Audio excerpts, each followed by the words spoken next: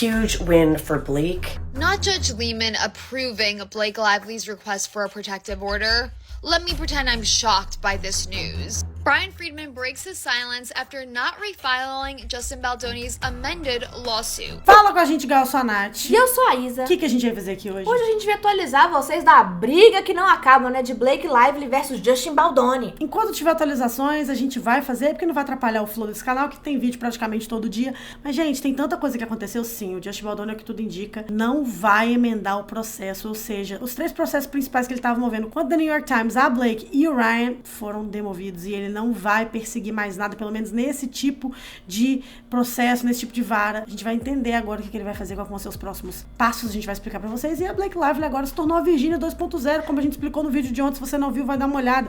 A Pink tava mandando aí extrajudicial pra um tanto de criador de conteúdo, e a Blake Lively está fazendo a mesma coisa. A criadora de conteúdo e jornalista Candice Owens, que era uma das maiores pessoas na gringa cobrindo esse caso, tomou aí uma intimação. O Popcorn Planet, que muitas pessoas estavam chamando do Natiza gringo, também tomou. Eu acho que se eu e a Isadora a gente tivesse canal gringo, a gente tinha tomado também. Com certeza absoluta, gente. E é isso, a gente já tá intimando o pessoal e a torta direita, e a gente vai explicar todos os pormenores. É o fim da linha realmente pra Justin Baldoni nesse caso. E por que a Blake Lively tá exercendo essa tirania contra criadores de conteúdo. Vocês vão entender tudo agora. Se inscreva no canal, dá like nesse vídeo, comenta pra esse vídeo chegar em mais pessoas, nos ajuda a crescer aqui nas redes sociais e também aqui no YouTube, porque a gente tá estagnado e a gente precisa da sua ajuda. Sim, gente, vai seguindo a gente nas redes sociais pra gente poder ter um contato mais próximo. A galera lá do Instagram já tava sabendo que esse vídeo ia sair hoje, então se você fica só aqui, você perde muita coisa. Bom, gente, vamos começar explicando por que o Justin Baldoni, pelo visto, desistiu de emendar o seu processo contra a Blake Lively e não vai seguir a linha judicial mais com eles. O que aconteceu? Bom, a gente explicou pra vocês no nosso último vídeo que o Justin tinha sofrido um baque ali na justiça quando todos os seus processos caíram. Sim, gente, o juiz explicou ponto por ponto que o Justin estava acusando a Blake e o Ryan Reynolds e o The New York Times e por que os processos não poderiam mais ir para frente. Mas, como se tratavam de vários pontos que o Justin estava fazendo, alguns daqueles pontos, ele poderia reabrir, ele poderia emendar esses processos com mais informações para poder continuar seguindo na justiça. Se vocês quiserem entender com mais detalhes, assiste o nosso último vídeo que a gente explica tudo direitinho, cada ponto por ponto. Agora, o Justin Baldoni e sua equipe legal, seu advogado Brian Friedman, chegaram e falaram que eles resolveram não emendar esse processo e vão procurar outras formas legais de conseguir justiça para o Justin Baldoni. No caso das acusações da Blake contra o Justin, no caso da campanha de difamação e o suposto assédio, ele vai continuar ali na sua defesa e sua equipe legal vai continuar ali para provar a inocência do Justin Baldoni. Mas no caso dos processos que ele havia movido por difamação, não vai existir mais. Né, o juiz detectou falta de mérito nesse processo. Enfim, a gente tem uma playlist assim que acaba aqui no canal. Vocês podem assistir tudo para vocês entenderem, e as últimas atualizações foram exatamente sobre isso. Então, não tem novidade aqui. A novidade é que a gente tava esperando que eles fossem emendar, porque havia pontos que o juiz falou, ó, aqui eu acho que pode haver mérito,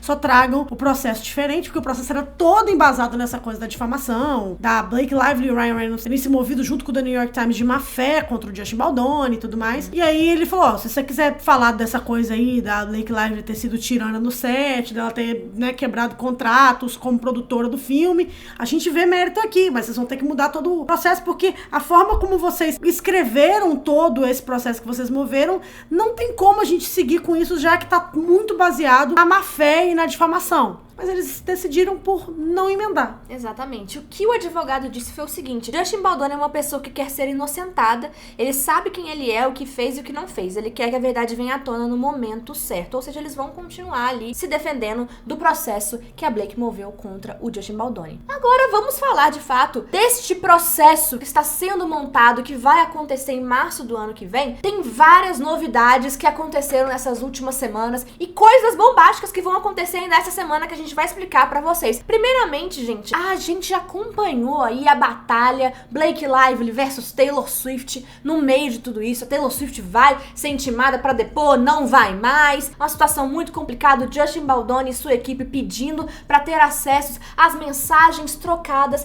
pela Blake e pela Taylor Swift. A Blake falando que não tinha necessidade nenhuma, porque a Taylor não estava envolvida nesse filme. Mesma coisa a equipe da Taylor Swift. Só que no final das contas, chegou uma decisão. O juiz tomou uma decisão e as mensagens da Blake com a Taylor vão sim ser inclusas. o juiz deu permissão para a equipe do Justin Baldoni intimar a Blake e a Taylor para receber essas mensagens no período de tempo ali que eles designarem. Então, assim, no processo do ano que vem, provavelmente vamos ter aí mostrado pra nós as mensagens trocadas pra ver de fato o que as duas estavam conversando aí sobre o filme. E se há uma interferência direta da Taylor Swift no filme e o que a gente pode ver daqui pra frente. Porque a gente sabe que, tipo assim, a Taylor, a princípio, era só uma colaboradora, depois a gente descobriu que ela foi usada como um peão mesmo nas ameaças da Blake Lively com o Justin Baldoni. Depois a equipe do Justin Baldoni quis intimar a Taylor, o juiz acatou, intimou. Depois o processo caiu. Antes do processo cair, a equipe da Taylor, aparentemente, o pai da Taylor mandou mensagens para a equipe do Justin Baldoni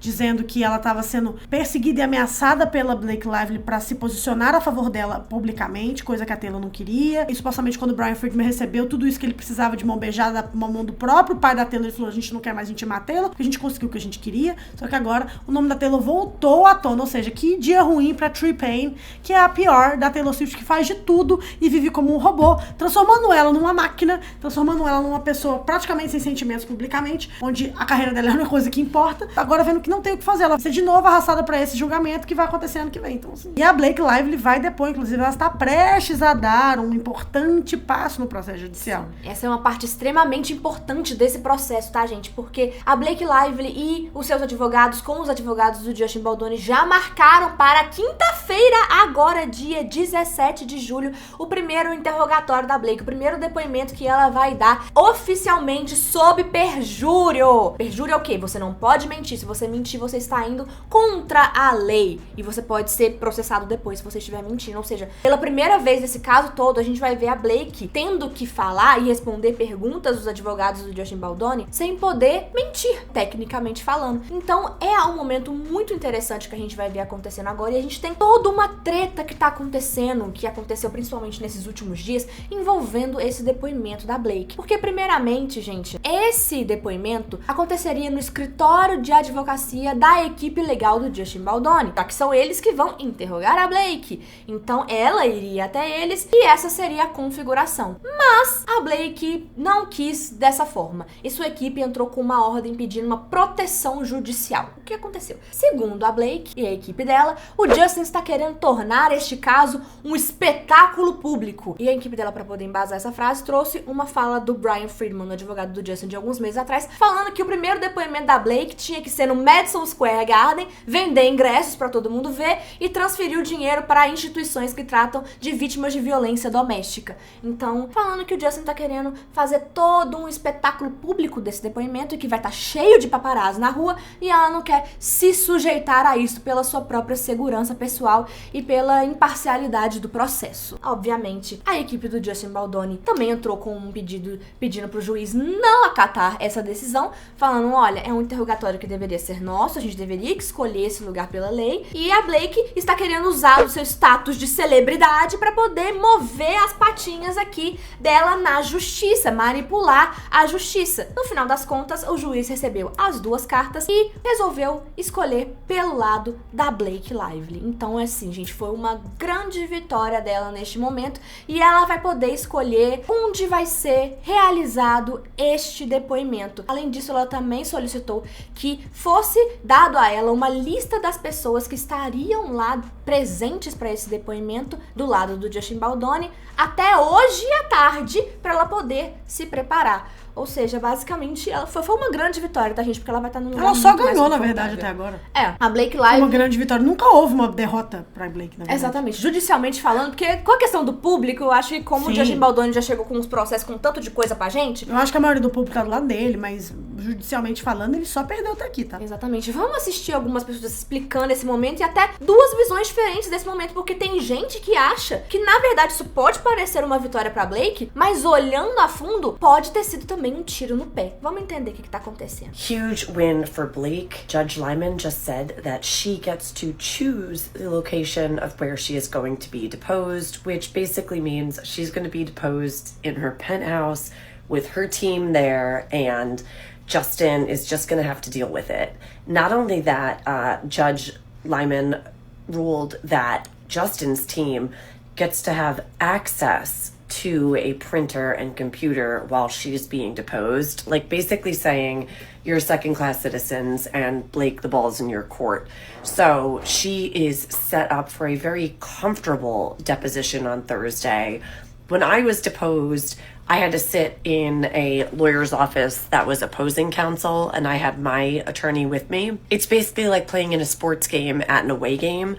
So she gets a home game, which psychologically is to her advantage. And now she's going to be comfortable. She's going to have her snacks. She's going to have her people. She's going to be dressed how she wants. And she's not going to be photographed by paparazzi until she sets the pap walk. So Thursday is going to be interesting. And mind you, Judge Lehman does not give any reasoning as to why he approved it. People in the forums are saying that his reasoning is actually sealed, and he did it that way because he knows there will be public backlash, and basically he's a coward. Not only that, but the Wayfarer parties have to tell Blake Lively all of the names of the individuals who are going to attend her deposition by July 15th at noon. So, at first glance, this is obviously a win for Blake Lively because she gets what she wanted. But let's think about this. I also think that this is actually a good win for the Wayfarer parties. Blake Lively is actually losing her narrative that she is a victim and she is going to be ambushed at her deposition. Now that the location is her choice and she knows who's in attendance, she can't later go on and claim that she was ambushed, intimidated by any surprise guests or parties that were there, or that she was forced to walk through paparazzi, because she is in control of that deposition situation. So if she underperforms or she cracks in her deposition, the Wayfarer parties and like their legal counsel can say, well, she got exactly what she asked for. If she fumbles this deposition, the defense can say, we literally bent over backwards following exactly what she asked for to accommodate her special requests, and she still gave evasive answers. Realmente a Blake conseguiu fazer tudo da forma que ela queria. Isso eu concordo também, eu só acho que da forma como está se desenhando, tipo assim, eu acho de verdade que ela não acha que ela... Como é que eu posso explicar? A Blake Lively, se a gente for analisar de acordo com a nossa bússola moral, a gente acha que o que ela fez, muitas das coisas que ela fez não foram certas.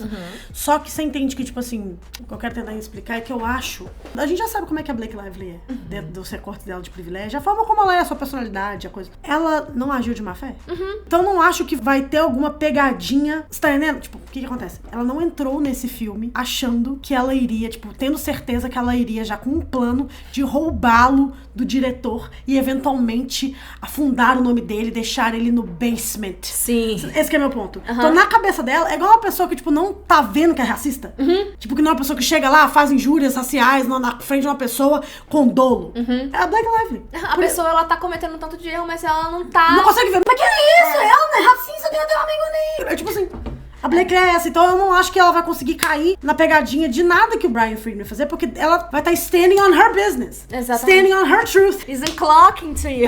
Entendeu? Então é isso que é meu receio. Eu acho que, de novo, tá se desenhando ela no final sair com tudo. De novo, ela se beneficiou muito disso, do lugar de posição no trabalho ser inferior ao do Justin. E ela tá respaldada pela lei por tudo. O que é certo, porque, tipo assim, no caso dela, até não era a pessoa mais sem poder dentro de um ambiente de trabalho que a gente pode encontrar. Mas como é uma lei que tem que respaldar todas as pessoas que estão hierarquicamente mais baixo, ela se beneficiou disso. Então, tipo assim, houve ali, tipo, igual em Vampire Diaries, né, quando a Bonnie fazia as magias, houve ali um loophole, houve ali uma brecha, e ela pegou todas essas brechas a favor dela. Ela tinha mais poder, mas hierarquicamente ela tava abaixo do Justin, então ela conseguiu controlar a narrativa com dinheiro, com poder e com a influência, e juridicamente ela é o azarão. Exatamente, porque juridicamente ela tá processando o Justin Baldoni, acusando ele de assédio sexual, e uma pessoa que está acusando outra, principalmente um chefe, de assédio sexual, não pode ser retaliado com processos de difamação e coisas do tipo. Ela é a pessoa que está na vantagem nesse processo pela gravidade da acusação que ela tá fazendo. Sim. Então, assim, que a justiça americana já determinou isso como o certo a se fazer. E agora é trabalhar pra no futuro, se realmente não aconteceu nada, a equipe do Justin Baldoni provar que nada aconteceu. Só que por enquanto, realmente, a Blake tá recebendo todas essas vantagens judiciais exatamente pelo lugar que ela se encontra. Que, tipo assim, é um lugar, quando se trata dessa situação específica que ela tá acusando, acusando o Justin Baldoni de fazer, onde ela está inferior, onde ela estava num lugar inferior. Desvantagem, hierarquicamente mais baixo, entendeu?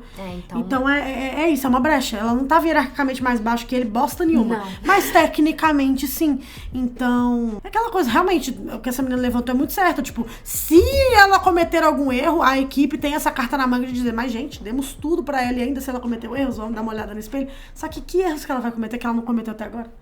Agora, vamos ver também qual que é a nova do time dela, que o time dela agora saiu mandando aí intimações pra vários criadores de conteúdo. A Candace Owens, por exemplo, outras pessoas chegaram a comentar e ler o que estava escrito aí nessa intimação. Vamos dar uma olhada pra entender qual que é a nova tática da equipe jurídica dela. Now, I've received my subpoena from Blake Lively today. I'll tell you what is in it, because in my opinion, she's kind of admitting that she cannot prove that there was a smear campaign. The most compelling part of this subpoena that I'm about to show you, which I wasn't expecting, is the requested timeline of a documentation that they'd like, okay? They're asking for text messages. It says on point number 2, each request concerns the time period from May 1st, 2024 through to present. What are you talking about? This doesn't make any sense. Let's slow that down here, because I think we're realizing something. It would make perfect sense that the judge, as he did, would grant them some sort of a limited subpoena to go ahead and prove their point. Let's not forget, Blake Lively is suing, among many other people, Jennifer Abel, Wayfarer Studios, Melissa Nathan, because she believes that while she was in a contract with Wayfarer Studios, they undermined her by hiring a crisis PR firm in the form of Melissa Nathan and Jennifer Abel to plant awful articles about her, thereby ruining her brand, making people hate her on the internet. Essentially, she believes that traffic was inorganic. So you file that lawsuit on December 20th. Of 2024. It would follow that if you're going to subpoena people, you're going to need messages that took place before you filed the lawsuit saying that it already happened. But look what they're doing here. They're extending that. It's just like back when she was subpoenaing Justin Baldoni's messages and she said she wanted 5 years of messages. From before he even met her, she wanted messages, and we said, okay, her strategy here is to ask for something that she knows that she can't get, so that when the party that received a subpoena says, no, I'm obviously not giving you every text messages dating back to things that I sent to my grandma for Christmas 5 years ago, she can go, see, they're hiding something. E exatamente isso, eu senti muito isso também, porque agora, como a Blake Lively tá na boca do povo, tá todo mundo falando e todo mundo, na sua grande maioria, tá contra a Blake, principalmente a Candace Owens, Paris Hilton também foi um dos caras que recebeu, pelo visto, uma intimação também, o Popcorn Planet aqui também no YouTube, então são pessoas que estão sempre falando sobre esse caso e contra a Blake Lively. Sim, e que, obviamente, mantém aí um século ativo de pessoas que movimentam várias visualizações. E é muito interessante porque toda vez que ela apareceu ao vivo, em programas, em premiações ou em eventos públicos nesses últimos 6 meses, desde que aconteceu todo esse escândalo, ela sempre tenta ganhar de novo o coração do público, puxando o lado dessa coisa de ser uma vítima de importunação no trabalho, na vida. Beleza,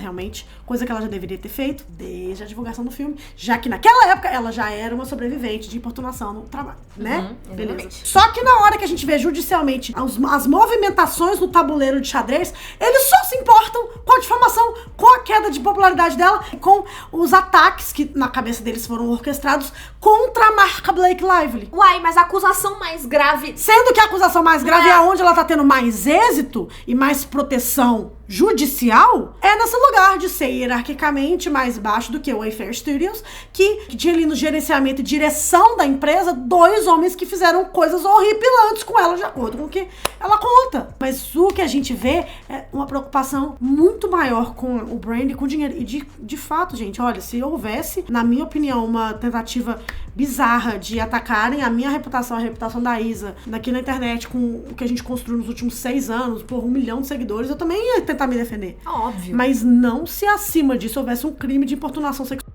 por parte de, sei lá, de um oficial da Google. Ainda mais porque esse é um crime que acontece com diversas mulheres aí ao redor do mundo, né? E que veio de um lugar cujo filme era sobre isso. Exato. Então, essa luta e eu estar aqui pra lutar por isso não só seria uma vitória pessoal, mas também uma vitória pra todas as mulheres também que também passaram por isso no seu local de trabalho. Ao vivo, nas coisas que ela escreve, né, nas alfinetadas que ela dá, é nisso que ela foca. Mas não é isso que o time legal dela tá focando. Então a gente vê onde que tá realmente... A boca fala que tá cheio o coração. E o que eles eles estão pensando mais no dinheiro que ela tá perdendo. Exatamente. Que dá pra ver que essa é a verdadeira preocupação.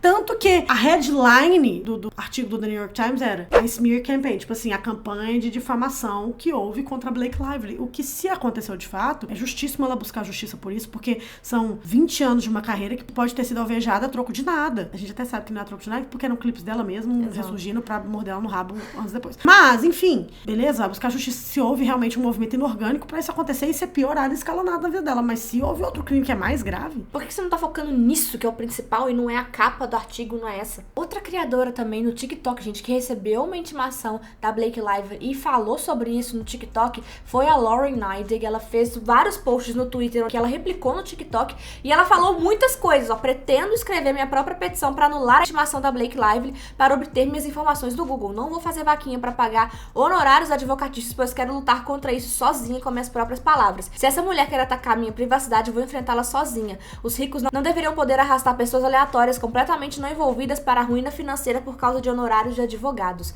No entanto, apoio todas as pessoas envolvidas e certamente estarei participando de qualquer campanha de arrecadação para quem for afetado. Como alguém que também sobreviveu a abusos, Blake Lively não fala por mim. Não vou permitir que uma autoproclamada defensora da segurança de mulheres e meninas viole minha privacidade só porque eu não acredito nela e falo abertamente sobre isso. Ninguém deveria poder usar o sistema judiciário para intimidar a liberdade de expressão ou mesmo usar a ameaça disso para causar sofrimento emocional. Ou seja, as pessoas elas já estão, tipo assim, se juntando igual a galera da Virgínia aqui, se juntando lá também pra se defender e se ajudarem. As intimações da Blake Lively estão sendo jogadas por aí. Gente, sendo que assim, tudo que aconteceu pra galera odiar ela foi ela mesmo quem fez. Se você tem tanta certeza assim que você foi vítima de um abuso, uma importunação sexual, principalmente no trabalho, foca nisso, que o seu ouro tá aí, tanto que você tá ganhando as mini batalhas todas até o presente momento.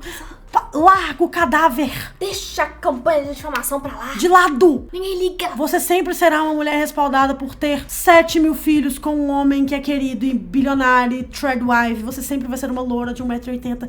Deixa o tempo curar esse ranço que vai. Porque você não é uma mãe solo, não é uma mulher negra, você não é uma pessoa trans. Nossa, os privilégios estão ao seu Ao favor. seu favor. Tô sim. Foca naquilo que você se diz vítima de verdade, porque isso você sabe que você não foi. É isso, gente. Se inscreva no canal, dá like nesse vídeo, comenta pra esse vídeo chegar em mais pessoas. E seria assim que eu aconselharia a Blake se eu fosse time de RP dela. Sim, então é isso. Escreve a opinião de vocês aqui embaixo que a gente quer saber. Um beijo. Tchau.